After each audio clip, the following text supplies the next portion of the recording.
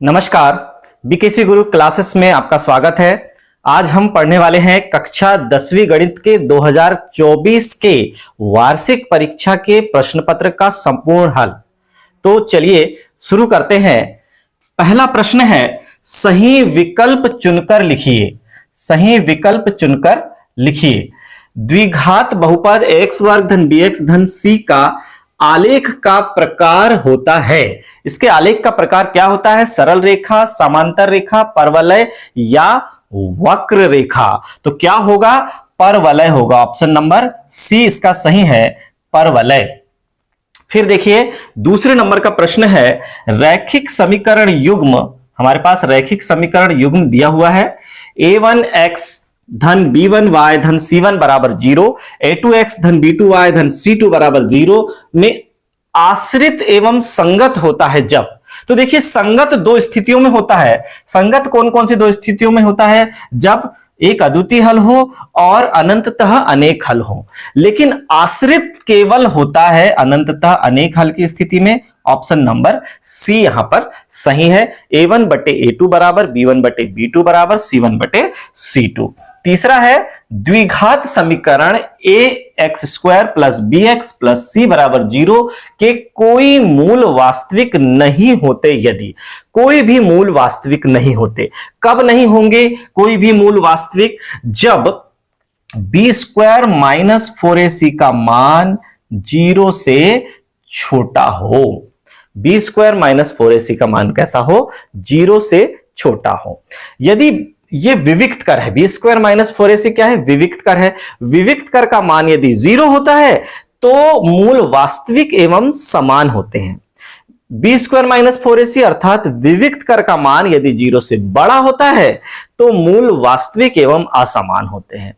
लेकिन यदि 0 से छोटा है विविक्त कर का मान तो कोई भी मूल वास्तविक नहीं होते। अब हमारे पास एक एपी दी गई है। एपी है ऋण 3 से शुरू है। ऋण 3 ऋण 1/2 फिर है 2। तो यहां पर हम देख रहे हैं इसका 11वां पद ज्ञात करना है। इसका हमें क्या ज्ञात करना है? 11वां पद ज्ञात करना है। तो देखिए सबसे पहले हमें ए का मान कितना प्राप्त हुआ है? ऋण 3।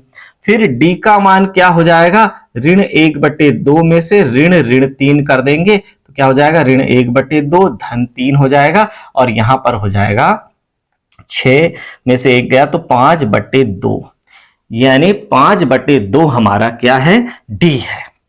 5/2 हमारा डी निकल गया जो कि सार्वांतर है।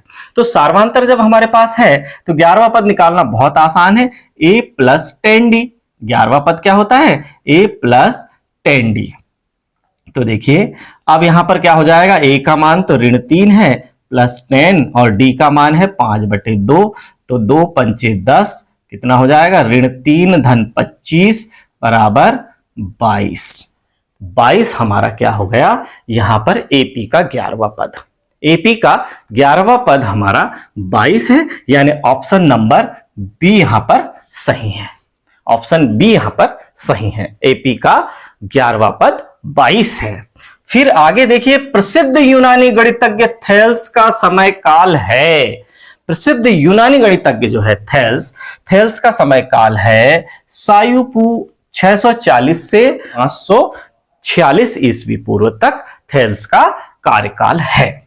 आगे देखिए, बिंदु P का मान दिया हुआ है 3, 2, Q का मान है ऋण 3, ऋण 2, ऋण 3 के बीच की दूरी क्या है?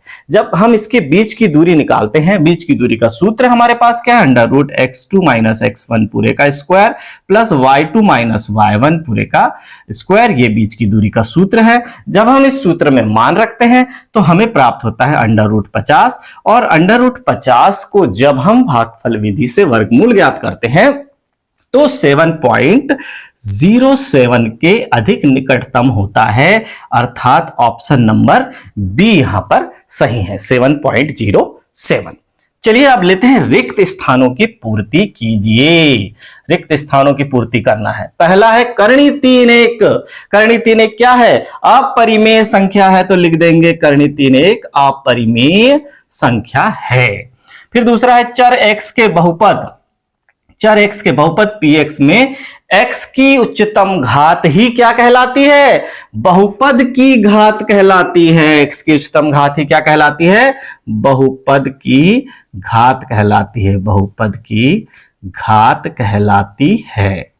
अब आगे है द्विघाती समीकरण a x square plus b x plus c बराबर 0 को हल करने हेतु द्विघाती सूत्र क्या है? द्विघाती सूत्र है x बराबर ऋण बी धन ऋण अंडर रूट बी वर्ग ऋण 4ac और पूरे के बटे 2a। ये द्विघाती सूत्र है, यहां हमें भर देना है। द्विघाती सूत्र क्या है? ऋण बी धन ऋण अंडर रूट बी वर्ग ऋण 4ac पूरे के बटे 2a। ये द्विघाती सूत्र है। आगे है समांतर श्रेणी दी हुई है 205 में पदों की संख्या है। पदों की संख्या निकालना आसान काम है। n का मान हमें निकालना है, तो सबसे पहले a कितना दिया हुआ है? 7 दिया है। d 13 में से जब हम 7 कम कर देंगे तो 6 है। तो हमें अंतिम पद कितना दिया हुआ है? l 205 दिया हुआ है। तो l is equal to a plus n minus 1d हमें फार्मूला लगा देना है। तो a का मान है यहां 7 और फिर देखिए n माइनस 1 d का मान यहां पर कितना है? 6 है और लास्ट पद है 205।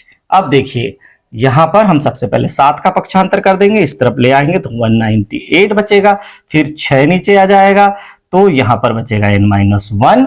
अब देखिए n माइनस 1 बचा और 6 से हम काट देंगे, 6 3 18, 6 3 18। तो ये देखिए 6 3 18, 6 3 18 और माइनस 1 इस तरफ गया तो 33 और 1 34 हो गया। तो 34 हमारा आया। तो यहां पर हम लिख देंगे समांतर श्रेणी में पदों की संख्या कितनी है? 34 है। समांतर श्रेणी में पदों की संख्या 34 है। सभी खालिस्तान त्रिभुज समरूप होते हैं। सभी, तो यहां पर 34 लिख दिया। सभी समबाहु त्रिभुज सभी समरूप होते हैं, क्योंकि समबाहु त्रिभुज आप छोटा बड़ा बनाओ, उसके सभी कोण जो है 60-60 अंश के होते हैं। तो कोण समरूपता से सभी प्रकार के समबाहु त्रिभुज समरूप होंगे। फिर आगे देखते हैं त्रिज्या r वाले वृत्त के एक त्रिज्य खंड जिसका कोण अंशों में थीटा है, संगत चाप की लंबाई हमें ज्ञात करना है। चाप की लंबाई का सूत्र क्या है? थीटा बटे 360 पाई r 2 पाई r। चाप की लंबाई का सूत्र क्या है? थीटा बटे 360 2 पाई r। अब आगे लेते हैं, अगला है निम्नलिखित में से सत्य असत्य लिखिए। वृत्त को दो बिंदुओं पर प्रतिच्छेद करने वाली रेखा को तिर्यक छेदी रेखा कहते हैं। बिल्कुल यह कथन सत्य है, यहां लिख देंगे सत्य। दूसरा है एक निश्चित घटना की प्रायिकता 1 होती है, बिल्कुल सही है, सत्य। फिर अर्धगोले के आयतन का सूत्र 1/3 पाई r क्यूब है, जबकि r गोले की त्रिज्या है, बिल्कुल यह गलत है, क्योंकि 2/3 पाई r क्यूब होता है अर्धगोले के आयतन का सूत्र। यह कथन है असत्य। फिर त्रिकोणमितीय अनुपातों की सहायता से किसी वस्तु की ऊंचाई या लंबाई या दो सुदूर वस्तुओं के बीच की दूरी ज्ञात की जा सकती है, बिल्कुल ज्ञात कर सकते हैं, यह कथन भी सत्य है। फिर नेक्स्ट है दिए गए प्रेक्षणों में वह मान जो सबसे अधिक बार आता है माध्य कहलाता है। नहीं, यह मान माध्य नहीं कहलाता, यह मान कहलाता है बहुलक, अर्थात यह कथन असत्य है। फिर आगे देखिए, किसी प्रयोग की सभी प्रारंभिक घटनाओं का योग 1 होता है, बिल्कुल यह कथन भी सत्य है। तो अब आगे हम बढ़ते हैं, सही जोड़ी मिलाइए। सही जोड़ी मिलाना है तो सबसे पहले sine square 25 degree plus cos square 25 degree का मान कितना होगा? 1 होगा। Sine square theta plus cos square theta is equal to 1। तो यही है, थीटा के स्थान पर 25 अंश है, तो ठीक है। यहां पर अब देखिए टेन थीटा को क्या लिख सकते हैं? साइन थीटा बटे कॉस थीटा लिख सकते हैं। सेक स्क्वायर थीटा माइनस 1 को क्या लिख सकते हैं? टेन स्क्वायर थीटा लिख सकते हैं। तो सेक स्क्वायर थीटा माइनस 1 को क्या लिख सकते हैं?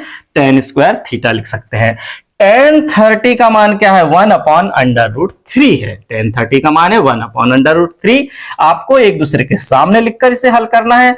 त्रिज्य खंड के क्षेत्रफल का सूत्र है थीटा बटे 360 पाई आर वर्ग। त्रिज्य खंड का क्षेत्रफल थीटा बटे 360 पाई आर वर्ग। अर्धगोले के आयतन का सूत्र है 2/3 पाई आर क्यूब। अर्धगोले के आयतन का सूत्र 2/3 पाई आर क्यूब। यदि आपको अर्धगोले के आयतन का सूत्र पता होता तो आपके दो प्रश्न सही हो जाते, एक सत्य असत्य वाला और एक ये। आगे हम बढ़ते हैं। तो देखिए, प्रत्येक का एक शब्द या वाक्य में उत्तर देना है। किसी एपी के एनवा पद ज्ञात करने का सूत्र क्या है? एनवा पद ज्ञात करने का सूत्र है n बराबर a धन n-1d। यह भी देखिए, पीछे भी हमें सत्य असत्य और उससे पहले भी उपयोग आया है। आधारभूत आनुपातिकता प्रमेय लिखिए। तो आधारभूत आनुपातिकता प्रमेय यानी थेल्स प्रमेय क्या है? किसी त्रिभुज की एक भुजा के समांतर खींची गई सरल रेखा अन्य दो भुजाओं को समान अनुपात में विभाजित करती है। देखिए, बहुत आसान है। कोई भी त्रिभुज है, उसकी कोई एक भुजा ले लिया, मैंने बेस वाली भुजा ले लिया। किसी त्रिभुज की एक भुजा के समांतर खींची गई सरल रेखा अन्य दो भुजाओं को समान अनुपात में विभक्त करती है। बहुत आसान है बच्चों। फिर चलिए आगे हम लेते हैं, वृत्त की छेदक रेखा की परिभाषा लिखिए।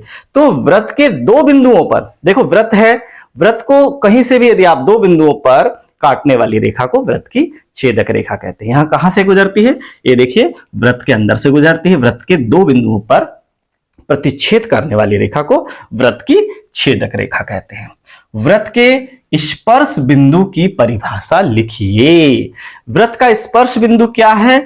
तो देखिए, वृत्त और स्पर्श रेखा के उभयनिष्ठ बिंदु को वृत्त का स्पर्श बिंदु कहते हैं। देखिए, कोई वृत्त है, वृत्त और उसकी स्पर्श रेखा दोनों का जो उभयनिष्ठ बिंदु है वह वृत्त का स्पर्श बिंदु कहलाता है। वृत्त के वृत्तखंड के क्षेत्रफल का सूत्र लिखना है, तो यह है वृत्त का त्रिज्यखंड, और यहां से यदि हम ये जीवा द्वारा जो क्षेत्र बना है, ये है डार्क वाला वृत्तखंड। तो देखिए, पहले पूरा क्या था? त्रिज्यखंड था, लेकिन केवल ये जीवा द्वारा जो क्षेत्र घिरा होता है उसको वृत्तखंड कहते हैं। तो कैसे करेंगे? त्रिज्यखंड के क्षेत्रफल में से संगत त्रिभुज के क्षेत्रफल को यदि हम घटा देंगे तो वृत्तखंड का क्षेत्रफल निकल जाएगा। तो लिख देंगे वृत्तखंड का क्षेत्रफल बराबर वृत्त के त्रिज्यखंड का क्षेत्रफल ऋण संगत त्रिभुज का क्षेत्रफल, संगत जो भी त्रिभुज अंदर बनेगा उसका क्षेत्रफल। इस तरह से हम वृत्तखंड के क्षेत्रफल को निकाल लेते हैं। इस तरह से बच्चों यहां पर वस्तुनिष्ठ 30 प्रश्नों का हल तो हो चुका है। चलिए अब लेते हैं छठवां प्रश्न। संख्याओं 6 और 20 का HCF ज्ञात कीजिए। 6 और 20 का हमें HCF ज्ञात करना है। तो सबसे पहले 6 के अभाज्य गुणनखंड कर लिया, 2 गुणा 3 गुणा 1। 20 के अभाज्य गुणनखंड कर लिया, 2 गुणा 2 गुणा 5 गुणा 1। यदि आप 1 नहीं भी लिखेंगे तो चलेगा। तो देखिए, यहां पर ये 6 के अभाज्य गुणनखंड और ये 20 के अभाज्य गुणनखंड। HCF क्या प्राप्त हुआ? यहां पर 2 प्राप्त हुआ। क्यों प्राप्त हुआ? क्योंकि इन दोनों अभाज्य गुणनखंडों में उभयनिष्ठ अभाज्य गुणनखंड कौन है? 2 है। और उसकी अधिकतम घात के रूप में यदि हम इसे लिखेंगे तो क्या लिखेंगे? 2 की घात 1 गुणा 3 की घात 1। इसे लिखेंगे तो 2 की घात 2 गुणा 5 की घात 1। तो इनमें देखिए, सबसे न्यूनतम वाली घात क्या कहलाती है? HCF। उभयनिष्ठ अभाज्य गुणनखंड की न्यूनतम घातों का गुणनफल HCF कहलाता है, और सभी अभाज्य गुणनखंडों की अधिकतम घातों का गुणनफल कहलाता है LCM। तो अब देखिए, 140 के गुणनखंड करना है हमें। तो 2 का दिया 70 आ गया, फिर 3 2 का दिया 35 आ गया, 5 का दिया 7 आ गया, 7 का दिया 1 आ गया। तो 140 के अभाज्य गुणनखंड हुए 2 गुणा 2 गुणा 5 गुणा 7। इसे हम घातों के रूप में लिख लेंगे, 2 की घात 2 गुणा 5 की घात 7। यह छठवें का अथवा प्रश्न था। संख्या 140 के अभाज्य गुणनखंडों के गुणनफल के रूप में व्यक्त कीजिए। तो ये हमने किया, 140 के पहले अभाज्य गुणनखंड किया और उनको गुणनफल के रूप में व्यक्त कर दिया। 7वां प्रश्न है, द्विघात बहुपद 3x वर्ग ऋण x ऋण 4 के शून्यक ज्ञात करना है। शून्यक ज्ञात करना है तो दिया गया बहुपद है हमारे पास 3x वर्ग ऋण x ऋण 4, जहां पर व्यापक द्विघात समीकरण से बहुपद से तुलना करेंगे तो a का मान 3 आ जाएगा, b का ऋण 1 आ जाएगा और c का ऋण 4 आ जाएगा। अब मध्य पद को हम दो भागों में तोड़ेंगे। मध्य पद हमारा कौन है? ऋण 1 है। ऋण 1 को हमने दो भागों में तोड़ा तो क्या हो जाएगा? ऋण, और 1 को हम लिख सकते हैं 4 ऋण 3, जैसे कि यहां पर लिखा गया है। तो 3x वर्ग ऋण 4 ऋण 3 x ऋण 4।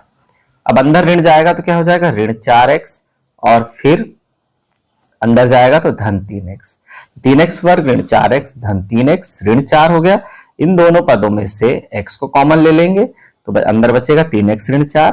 इन दोनों पदों में से एक कॉमन निकल पाएगा तो अंदर बचेगा 3x ऋण 4।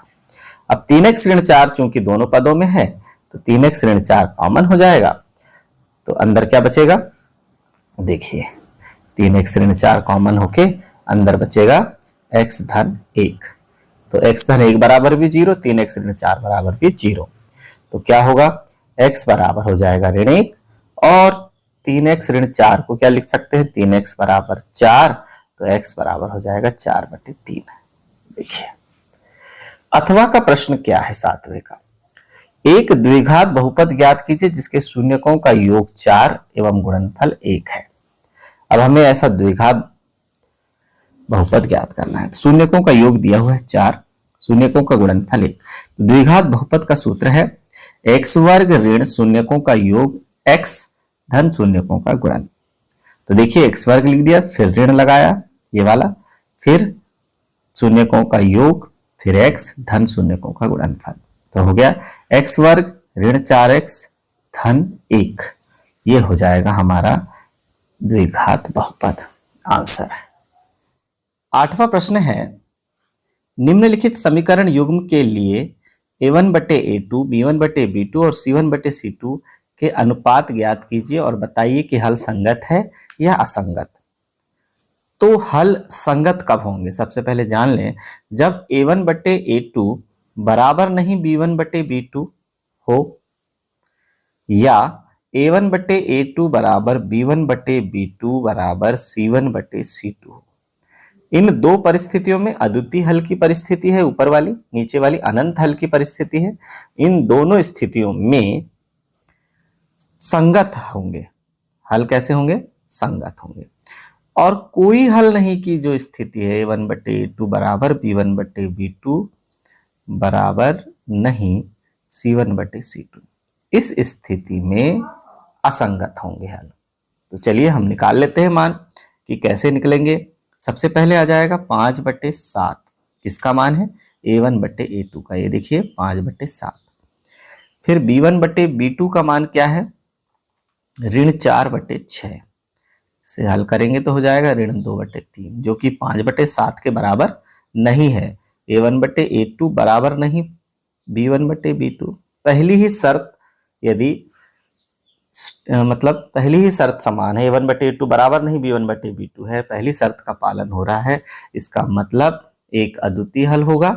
समीकरण का अनुपात क्या होगा? एक अद्वितीय हल होगा, और हल होगा संगत। इस तरह से हमें यहां करना है बच्चों। इसका अथवा देखिए, निम्नलिखित रैखिक समीकरण युग्म को हल करना है। हल करने के लिए इन दोनों समीकरण युग्म को जोड़ देंगे। जोड़ेंगे तो y से y कट जाएगा, 2x बराबर हो जाएगा 14 और 4 18, x बराबर हो जाएगा 18/2। कितना प्राप्त हो गया? 9। x के मान को समीकरण 1 में रखने पर, समीकरण 1 में रखने पर रख देंगे। समीकरण 1 क्या है हमारा? x धन y बराबर 14। यहां पर x का मान क्या रख देंगे? 9 धन y बराबर 14। तो y बराबर हो जाएगा 14 ऋण 9, y बराबर 5। तो आंसर हो गया x बराबर 9, y बराबर 5। इस तरह से हमें इस समीकरण युग्म को हल करना है। अब लेते हैं अगला प्रश्न, प्रश्न क्रमांक 9। दी हुई एपी के अगले दो पद लिखिए। अगले दो पद हमें एपी के लिखना है। तो यहां पर देखिए प्रथम पद क्या है?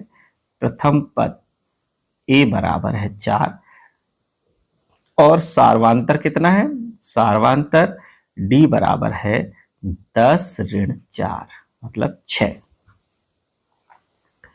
तो अगले दो पद हमें लिखना है, ये पहला, दूसरा, तीसरा, चौथा, 4 पद तो है हमारे पास। पांचवा पद क्या हो जाएगा, A5 A प्लस 4D। रख दीजिए मान, A का मान क्या है 4 है, गुणा 4 और D का मान है 6, 6 चौके 24 और 4 हो गया 28। छठवां पद क्या होगा, A6 A एक राजा 5 सिपाही, A प्लस 5D, तो ये हो जाएगा A का मान 4, फिर 5 के स्थान पर 5 और D का मान 6, 6 पंचे 30 और 4 34, तो यहां लिख देंगे 34। तो अगले दो पद क्या हो जाएंगे, यहां पर लिख देंगे 4, 10, 16, 22, 28, 34, ये हमारे आंसर हो जाएंगे। नीचे दिए हुए योगफल को ज्ञात कीजिए। अब हमें योगफल ज्ञात करना है। देखिए यहां पर क्या है, सबसे पहले यहां पर देखिए AP हमारे पास दी गई है और इसमें देखिए A का मान कितना है, प्रथम पद है 34 और D का मान 32 में से 34 कब, तो ऋण 2, तो क्या हो जाएगा, इनका योग ज्ञात करने के लिए सबसे पहले हमें पदों की संख्या निकालना पड़ेगा कि यहाँ कितने पद हैं। तो AN बराबर हो जाएगा A धन N माइनस 1D। तो यहाँ पर अंतिम पद देखो कितना है, 10 है, तो अंतिम पद 10 है, पदों की संख्या निकालना है, प्रथम पद 34, फिर अब हमें यहाँ देखने को मिल रहा है N माइनस 1D का मान, रख दीजिए। तो यहाँ पर क्या हो जाएगा 34, ऋण 2 का जब N से गुणा होगा तो ऋण 2N, और ऋण 2 का ऋण 1 से गुणा होगा तो धन 2। तो इस तरह से हमें N का मान 13 प्राप्त हुआ। इसे हम प्रथम पद अंतिम पद वाला जो सूत्र है योगफल का, Sn बराबर n/2 A प्लस L में रख देंगे, तो सीधे सीधे हमें यहां पर मान रखने पर Sn मतलब 286 आ जाएगा सभी पदों का योग। अगला प्रश्न है, किसी त्रिभुज PQR की भुजाएं PQ और RS पर क्रमशः बिंदु E और F स्थित हैं।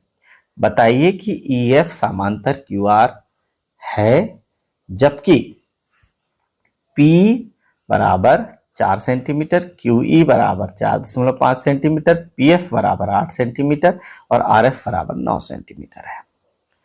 तो देखिए सबसे पहले हम त्रिभुज बना लेंगे और दी गई मापों को यहां लिख देंगे। फिर दिया है PE का मान, QE का मान, PF का मान और RF का मान, ये तो हमें दिया ही है। अब हमें बताया गया है कि EF समांतर QR होगा यदि, कब होगा, कब होगा जब हम ये दोनों आनुपातिक हो जाएं, इसके बटे ये और इसके बटे ये, यदि बराबर हो जाए तो समांतर होंगे और नहीं हुए तो नहीं होंगे। यहां पर हम देख रहे हैं कि इन मानों को ऐसे नहीं लिखना है, सबसे पहले निकालना है P बटे QE। P बटे QE का मान है 4/8, समीकरण 1 दे दीजिए। फिर निकालना है PF बटे RF, PF बटे RF का मान हम निकालेंगे तो आएगा 8/9। अब चूंकि ये दोनों समीकरण बराबर नहीं है दोनों के मान, अतः EF समांतर QR नहीं है का निशान लगाए, देखिए समांतर नहीं है। आकृति में यदि PQ समांतर RS है तो सिद्ध कीजिए कि त्रिभुज PQR समरूप है SOR के। चलिए हल करते हैं इसे। यहां पर हमें आकृति दी गई है, यहां पर दिया है PQ समांतर RS, PQ जो है वो RS के समांतर है। सिद्ध करना है त्रिभुज POQ समरूप है त्रिभुज SOR के, समरूपता हमें सिद्ध करना है। उपपत्ति में देखते हैं, सबसे पहले PQ समांतर RS है, तो PQ समांतर RS है तो समांतर होने के कारण इनके एकांतर अंतःकोण बराबर हो जाएंगे। देखिए इसका एकांतर अंतःकोण कौन सा है, ये है कोण 1, कोण 2। फिर कोण Q का एकांतर अंतःकोण कोण R हो जाएगा, कोण 3 किसके बराबर, कोण 4 के। और फिर ये शीर्षाभिमुख कोण जो है कोण 5, कोण 6 के बराबर हो जाएंगे। तो कोण कोण कोण समरूपता से ये दोनों त्रिभुज समरूप हो जाएंगे। यहाँ पर PS के बराबर, QR के बराबर, कोण POQ कोण SOR के बराबर। तो कोण कोण कोण समरूपता से दोनों त्रिभुज समरूप हो जाएंगे। 11वें नंबर का प्रश्न है, बिंदुओं ऋण 5 7 और ऋण 1 3 के बीच की दूरी ज्ञात कीजिए। दोनों बिंदुओं के बीच की दूरी हमें ज्ञात करना है। तो देखिए यहां पर हम सबसे पहले दिया है दो बिंदु, उन्हें मान लेंगे, एक बिंदु को ए दूसरे को बी।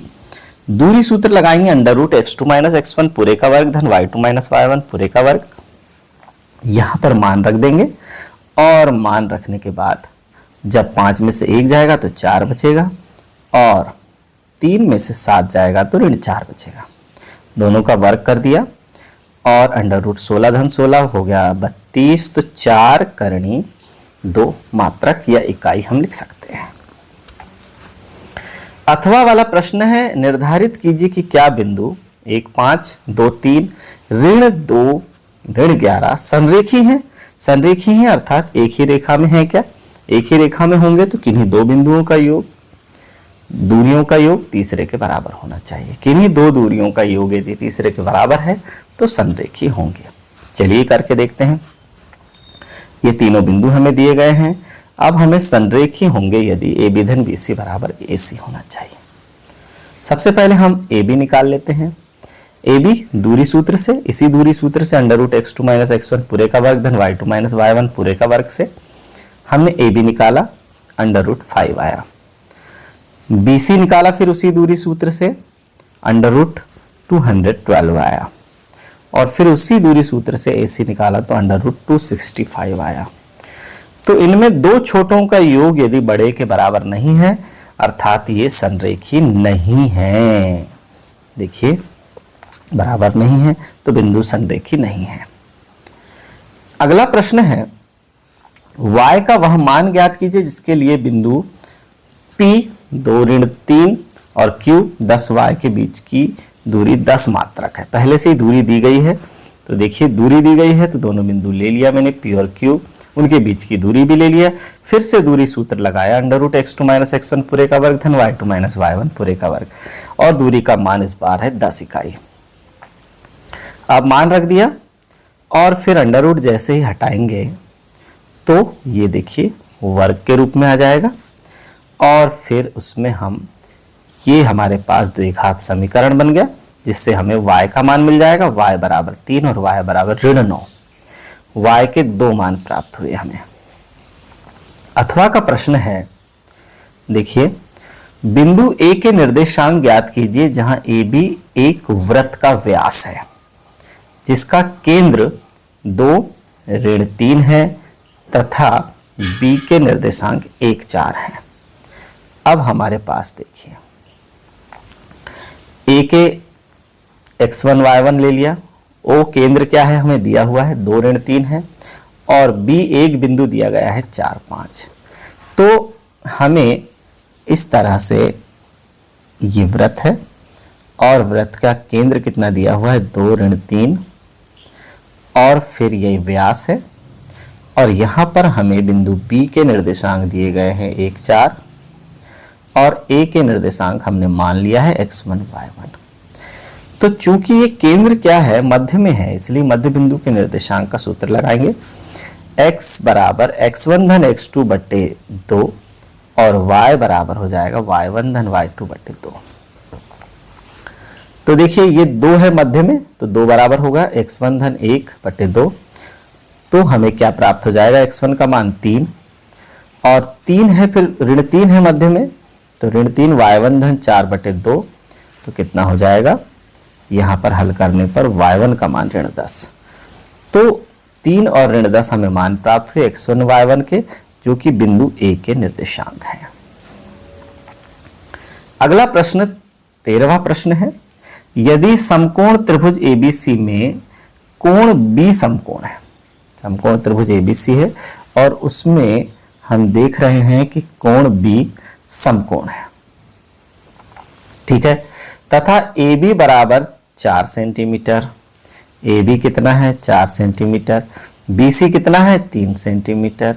तो साइन A और कॉस A का मान ज्ञात करना है। सबसे पहले तो हमें क्या निकालना पड़ेगा, AC कैसे निकलेगा, AC square is equal to AB square plus BC square Pythagoras प्रमेय से। तो यहां हो जाएगा 4 का वर्ग धन 3 का वर्ग, तो क्या हो जाएगा 16 धन 9, तो हो जाएगा 25। AC स्क्वायर का मान आ गया 25, तो AC स्क्वायर हम क्या लिख देंगे 5 का वर्ग, AC बराबर 5।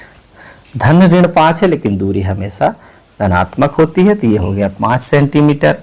अब 5 सेंटीमीटर हो गया तो हमें क्या निकालना है, देखिए कोण A है यहाँ पर न्यून कोण, ये देखिए ये है यहाँ पर न्यून कोण, तो कोण A के हिसाब से BC है लंब, है ना, AB है आधार और AC है कर्ण।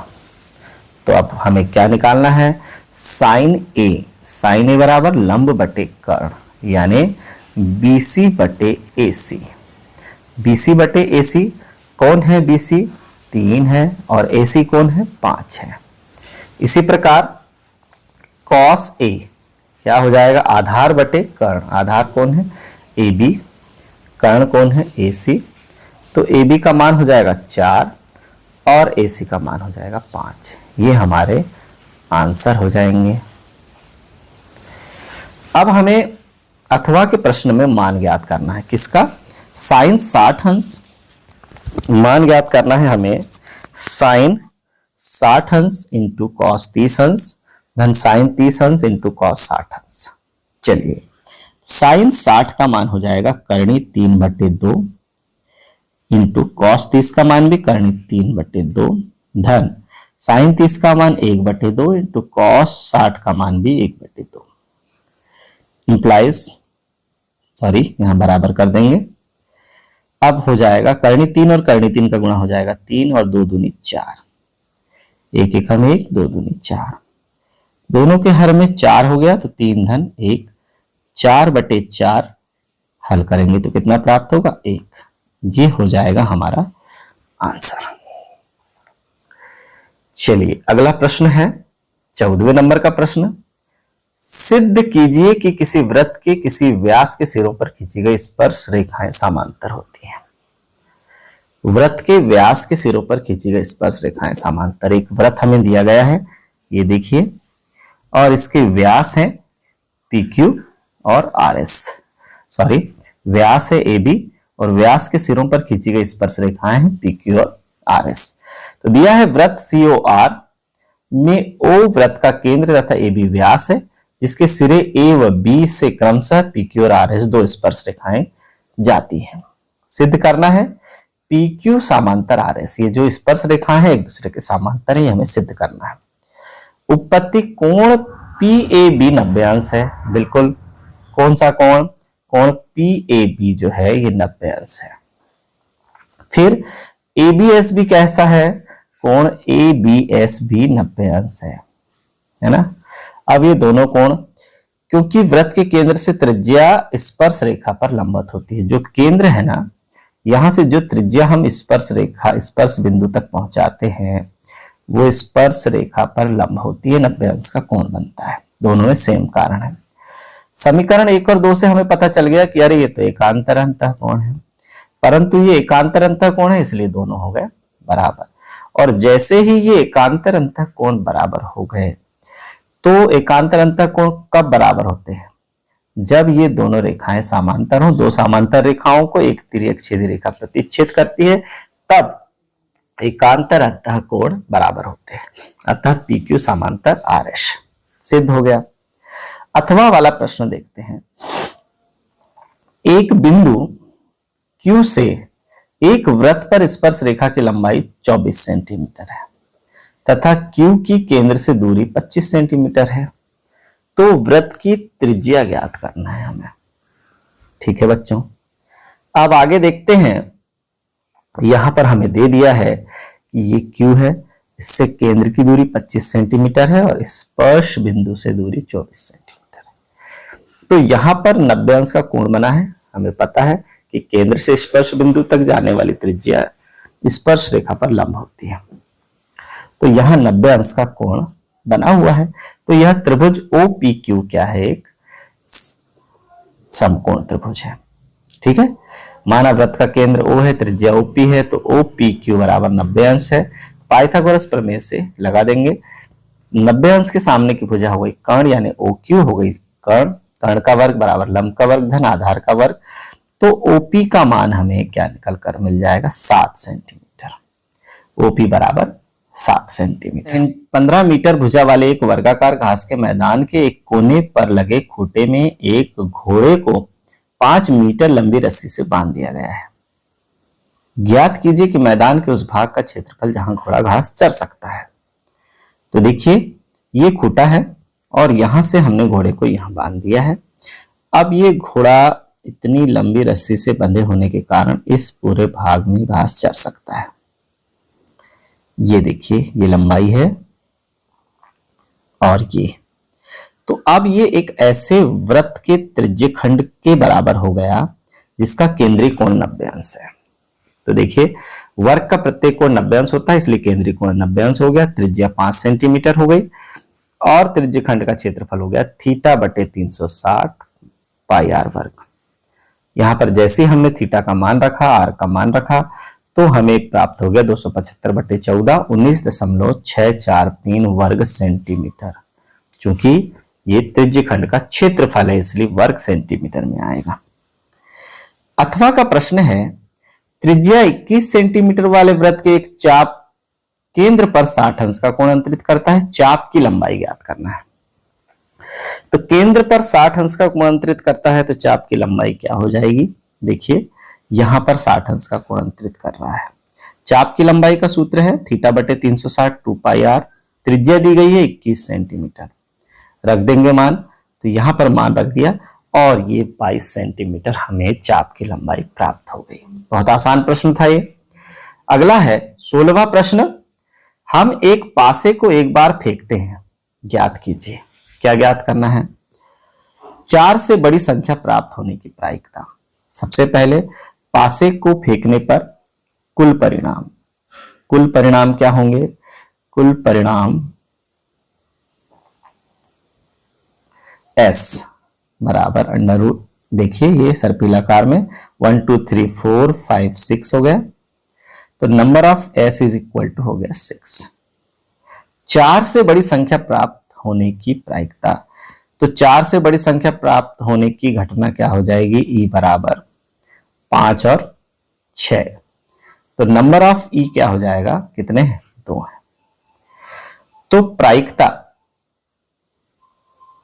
P बराबर कितना हो जाएगा? NE बटे NS, तो NE है 2 और NS है 6, काटेंगे तो हो जाएगा 1 बटे 3।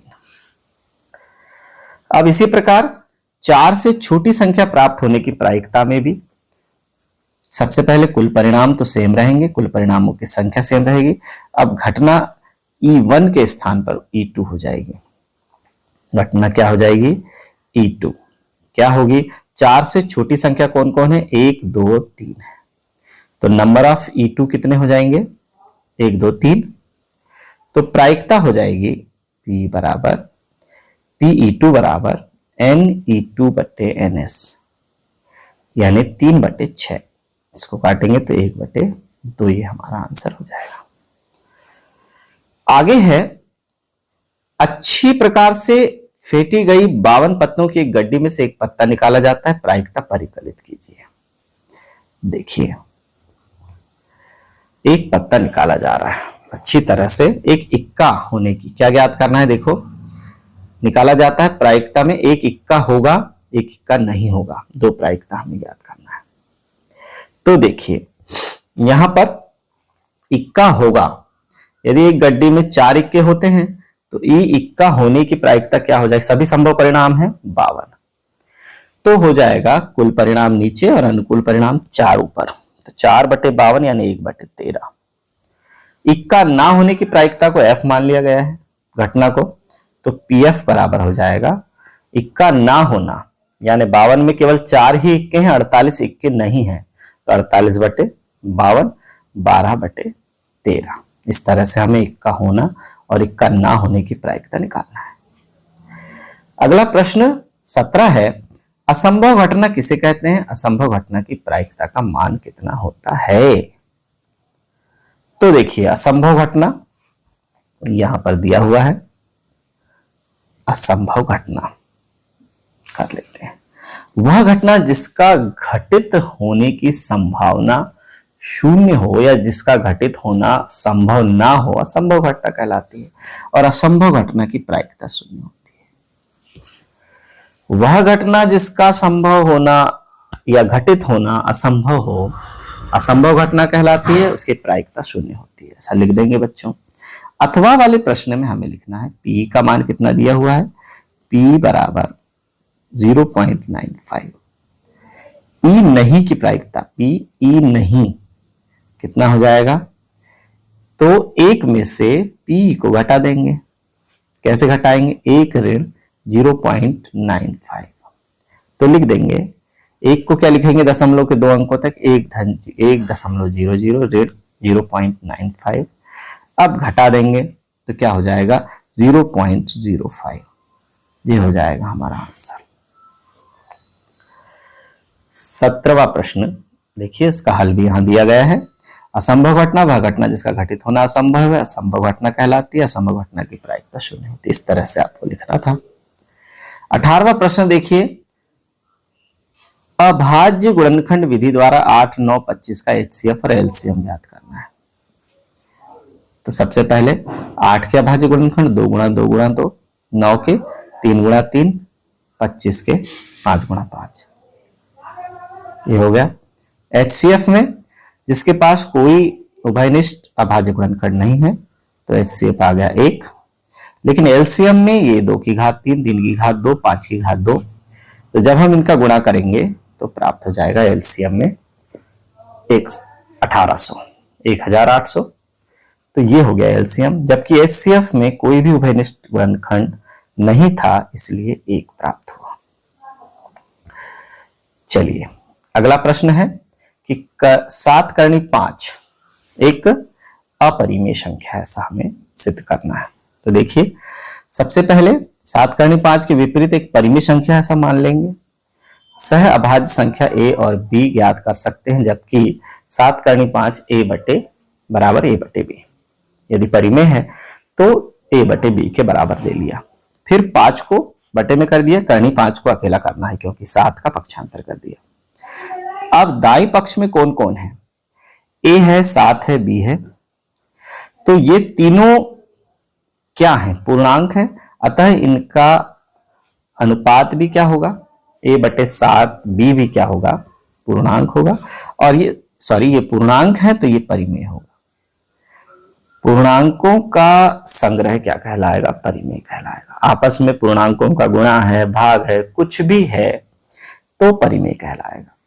एक परिमेय संख्या होगी, जबकि हमें पता है कि करनी 5 तो एक परिमेय संख्या नहीं है, अपरिमेय संख्या है ना। यदि दाया पक्ष परिमेय है तो बायां भी परिमेय होना चाहिए, परंतु इससे तथ्य का विरोधाभास होता है। करनी 5 एक अपरिमेय संख्या है, यह निष्कर्ष निकलता है कि 7 करनी 5 एक अपरिमेय संख्या है। 19वां प्रश्न देखते हैं। जांच कीजिए कि x² minus 2x is equal to -2 into 3 - x एक द्विघात समीकरण है। द्विघात समीकरण है या नहीं अभी पता चल जाएगा। तो देखिए x² माइनस 2x, इस -2 का अंदर गुणा करेंगे तो -6, फिर -2 का किया तो +2x, सबका पक्षांतर बाईं तरफ कर देंगे। x² minus 2x minus 2x plus 6 is equal to 0, x² minus 4x plus 6 is equal to 0। चूंकि सबसे बड़ी घात 2 है, अतः यह क्या है, द्विघात समीकरण है। बहुत आसान था, द्विघात समीकरण है और 3 नंबर में आया था यह प्रश्न। 19 का अथवा है द्विघात समीकरण 6x वर्ग ऋण x ऋण 2 बराबर 0 के मूल ज्ञात करना है। तो यहां पर सबसे पहले हमें क्या करना है, मध्य पद को 2 भागों में हम तोड़ देंगे। यहां पर देखिए गुणांक कितना है, ऋण है 1 है, 1 है तो ऋण तो यहां रख दिया, और 1 को हम क्या लिख देंगे, 4 ऋण 3, फिर x ऋण 2 बराबर 0, फिर ऋण अंदर जाएगा, x भी अंदर जाएगा, तो 6x वर्ग ऋण 4x धन 3 ऋण 2 बराबर 0। इन दोनों पदों में से 2x कॉमन निकल जाएगा तो अंदर बचेगा 3x ऋण 2, इन दोनों में से 1 कॉमन निकल जाएगा तो अंदर बचेगा 3x ऋण 2। तो 3x ऋण 2 फिर से कॉमन हो जाएगा, अंदर बचेगा 2x धन 1। 2x धन 1 बराबर 0, 3x ऋण 2 बराबर 0, तो x बराबर ऋण 1/2, x बराबर 2/3। ये उत्तर प्राप्त हो गया। 20वां प्रश्न है, भूमि के एक बिंदु से जो मीनार के पाद बिंदु से 25 मीटर की दूरी पर है, मीनार के शिखर का उन्नयन कोण 60 अंश है, मीनार की ऊंचाई ज्ञात कीजिए। ये देखिए, माना मीनार AB बराबर h मीटर है, भूमि की दूरी BC बराबर ये देखिए 25 मीटर है, उन्नयन कोण थीटा बराबर 60 अंश है। तो अब हमें क्या करना है, समकोण त्रिभुज ABC बन चुका है, तो tan थीटा बराबर लंब बटे आधार, tan थीटा यानी tan 60 अंश बराबर लंब कितना है h, आधार है 25, तो करणी 3 बराबर h बटे 25। tan 60 अंश का मान है करणी 3, तो h बराबर 25 करणी 3। अब मीनार की ऊंचाई हो गई 25 करणी 3 मीटर। अथवा वाला प्रश्न देखिए, भूमि के एक बिंदु से 20 मीटर ऊंचे भवन के शिखर पर लगी एक संचार मीनार के तल और शिखर का उन्नयन कोण क्रमशः 45 अंश और 60 अंश है, मीनार की ऊंचाई ज्ञात कीजिए। तो मीनार की ऊंचाई हमें अब ज्ञात करना है। अथवा देखिए, यहां पर संचार मीनार h है, AB बराबर, अब हम BC बराबर हो गया 20 मीटर, ये दूरी हमने h मान लिया, ये 20 मीटर हो गया, तो दोनों दूरी मिलाकर हो गया 20 धन h मीटर। कोण CDB बराबर 45 अंश है, ये देखिए, और फिर दूसरा कोण 60 अंश है, समकोण 90 अंश है। अब यहां पर देखिए, त्रिभुज BCD में tan थीटा बराबर 45 अंश के हिसाब से ये कौन सा वाला BCD, इसमें 45 अंश का बना है न्यून कोण, तो tan थीटा बराबर 20/x, 1 बराबर 20/x, तो x बराबर 20 ही प्राप्त हुआ। x का मान कितना प्राप्त हुआ, 20 मीटर। अब हमें त्रिभुज ACD में tan 60 अंश है, तो tan 60 अंश बराबर पूरा लंब आएगा, इस त्रिभुज का पूरा लंब और पूरा आधार है ना, तो क्या हो जाएगा, पूरा लंब में 20 धन h और आधार है 20, तो हमें h का मान कितना प्राप्त हो जाएगा, 20 कोष्टक के अंदर करणी 3 ऋण 1 मीटर। 21वां प्रश्न है, रैखिक समीकरण युग्म को हल करना है। अब रैखिक समीकरण युग्म हमें दिए हुए हैं, चलिए हल कर लेते हैं। ये दो रैखिक समीकरण युग्म, समीकरण 1 हो गया और समीकरण 2 हो गया। अब यहां पर जो समीकरण 2 है, हम उसे क्या लिख सकते हैं, 2 को कॉमन ले लिया तो अंदर बचा x ऋण y बराबर 2, 2 से 2 कट गया तो x ऋण y बराबर 1। x बराबर कितना हो जाएगा, 1 धन y। समीकरण 1 में x के मान को प्रतिस्थापित करने पर क्या करेंगे, प्रतिस्थापित करने पर, प्रतिस्थापन विधि से हम हल कर रहे हैं ना, तो कर दिया, तो ये देखिए ये y का मान हमें क्या प्राप्त हो गया, 1। y समीकरण 3 में y का मान हम रख देंगे तो x का मान 2 प्राप्त हो जाएगा, तो x का मान 2 और y का मान 1, ये हमारा आंसर हो गया। अच्छा, अब अथवा वाला प्रश्न देखिए। अथवा का प्रश्न क्या है, पहले प्रश्न देख लेते हैं।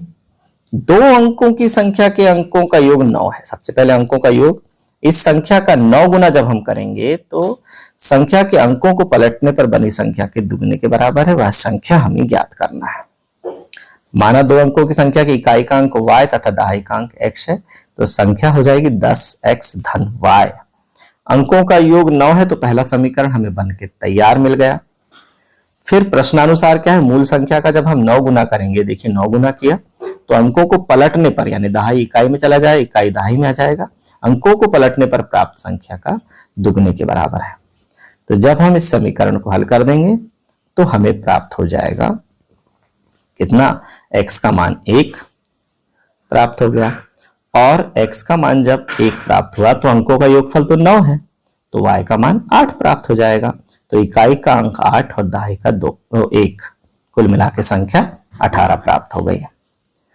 22वां प्रश्न है, दवा का एक कैप्सूल एक बेलन के आकार का है, जिसके दोनों सिरों पर एक एक अर्धगोला लगा हुआ है। पूरे कैप्सूल की लंबाई 14 मीटर है, उसका व्यास 5 मिलीमीटर, 14 मिलीमीटर है, व्यास 5 मिलीमीटर है। तो इसका पृष्ठीय क्षेत्रफल ज्ञात करना है। पृष्ठीय क्षेत्रफल ज्ञात करना है। ये देखिए कैप्सूल है, ये दवा का कैप्सूल बना हुआ है ना, ये इस तरह से जिसके दोनों सिरे अर्धगोलाकार है। पूरे कैप्सूल का पृष्ठीय क्षेत्रफल क्या हो जाएगा? बेलन का वक्र पृष्ठीय क्षेत्रफल, ये देखिए ये भाग बेलनाकार है और दो अर्धगोले मिलकर एक अर्धगोले का वक्र पृष्ठीय क्षेत्रफल का दुगना कर देंगे, क्योंकि दो है तो 2 pi r h plus 2 pi r square, 2 pi r common निकल जाएगा तो h प्लस 2r, तो यहां पर हम मान रख देंगे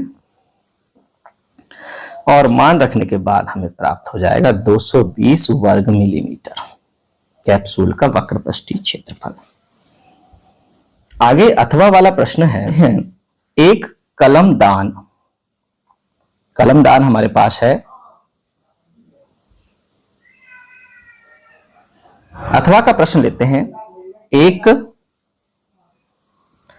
कलमदान घनाभ के आकार के एक लकड़ी से बना है जिसमें कलम रखने के लिए 4 शंक्वाकार गड्ढे बने हुए हैं। घनाभ की विमाएं 15 सेंटीमीटर, 10 सेंटीमीटर, 3.5 सेंटीमीटर है। प्रत्येक गड्ढे की त्रिज्या 0.5 सेंटीमीटर है। गहराई 1.4 सेंटीमीटर। पूरे कलमदान में लकड़ी का आयतन ज्ञात करना है। ठीक है, ये देखिए यहां पर पूरा घनाभ था, ये घनाभाकार है, लेकिन इसमें 1, 2, 3, 4 शंक्वाकार आयतन के गड्ढे खुद चुके हैं। यानी 4 शंकु का आयतन हम घनाभ के आयतन में से कम कर देंगे तो पूरे कलमदान का आयतन निकल जाएगा। बहुत आसान है, घनाभ के आयतन में से 4 शंकु का आयतन हम कम कर देंगे। ABC ऋण 4 गुना शंकु का आयतन 1/3 पाई आर वर्ग h, और इन सभी मानों को हमने रख दिया तो हमें प्राप्त हो जाएगा 523.54 वर्ग सेंटीमीटर कलमदान का आयतन। 23वां प्रश्न है बच्चों, निम्नलिखित सारणी किसी मोहल्ले के 25 परिवारों में भोजन के दैनिक व्यय को दर्शाती है। एक उपयुक्त विधि द्वारा भोजन पर हुआ माध्य ज्ञात करना है। माध्य ज्ञात करने के लिए हमारे पास प्रत्यक्ष विधि है और उसके बाद कल्पित माध्य विधि है, पग विचलन विधि है। किसी भी विधि से आप इसे हल कर सकते हैं। अब माध्य ज्ञात करने के लिए देखिए, सबसे पहले हमने यहाँ पर क्या किया, दैनिक व्यय यहाँ पर दिया हुआ है और यहाँ पर इनका मध्यमान निकाल लेंगे। मध्यमान निकालने के बाद फिर हमें ui निकालना है, जो कि xi में से a को यानी ये 225 को हम क्या मान लेंगे, देखिए a मान लिया, और फिर h क्या है, यहाँ पर वर्ग अंतराल है। देखिए 100 से 150, 150 से 250 का वर्ग अंतराल है और यहाँ पर हमने यहाँ कल्पित माध्य मान लिया है 225 को। तो x में से a को घटाने का मतलब ये है कि 125 में से 225 को घटाएंगे तो ऋण 100 आएगा, उसके बट्टे 50 करेंगे तो ऋण 2 आएगा। इसी तरह से ऋण 1, 0, 1, 2 प्राप्त होगा। फिर हमें आवृत्ति तो दी हुई है, अब आवृत्ति देखिए fi ui का हम गुणा करेंगे, यहां पर आ जाएगा fu। तो इन दोनों का गुणा ऋण 2 और 4 का ऋण 8 आया, ऋण 1 और 5 का ऋण 5 आया, 0 और 12 का 0 आया, 1 और 2 का 2 आया, 2 और 2 का 4 आया। सिग्मा fu का मान ऋण 7 आया, सिग्मा f का मान 25। तो यहाँ पर x बार है a प्लस सिग्मा fu बटे सिग्मा f इंटू h, और यहाँ पर जब हम मान रख देंगे तो x बार यानी माध्य का मान 211 रुपए प्राप्त हुआ। अथवा का प्रश्न है, निम्नलिखित आंकड़े 225 बिजली उपकरणों के प्रेरित जीवन काल घंटों में सूचना देते हैं। उपकरणों का बहुलक जीवन काल ज्ञात करना है। तो जीवन काल दिया है 0 से 20, 20 से 40, 40 से 60, 60 से 80, 80 से 100, 100 से 120। बारंबारता भी दी गई है 10, 25, 52, 61, 38, 29। तो देखिए यहाँ पर हमें दिख रहा है कि सबसे ज्यादा आवृत्ति किसकी है, बारंबारता किसकी है, 60 से 80 की। यही बहुलक वर्ग है, सबसे अधिक बारंबारता वाला बहुलक वर्ग होता है। तो बहुलक वर्ग की निम्न सीमा हो गई 60। f0 बहुलक वर्ग की आवृत्ति, देखिए ये है बहुलक वर्ग की आवृत्ति f1, इससे पहले की f0, इसके बाद की f2। ठीक है बच्चों, ये हो गया। फिर h का मान है 20, तो बहुलक का सूत्र है l plus f1 minus f0 upon 2f1 minus f0 minus f2 into h। तो यहां जैसे हम मान रख देंगे तो हमें प्राप्त हो जाएगा 65.625 घंटे। तो बच्चों 2023-24 की वार्षिक परीक्षा के पेपर का हल यहां पर समाप्त होता है। धन्यवाद।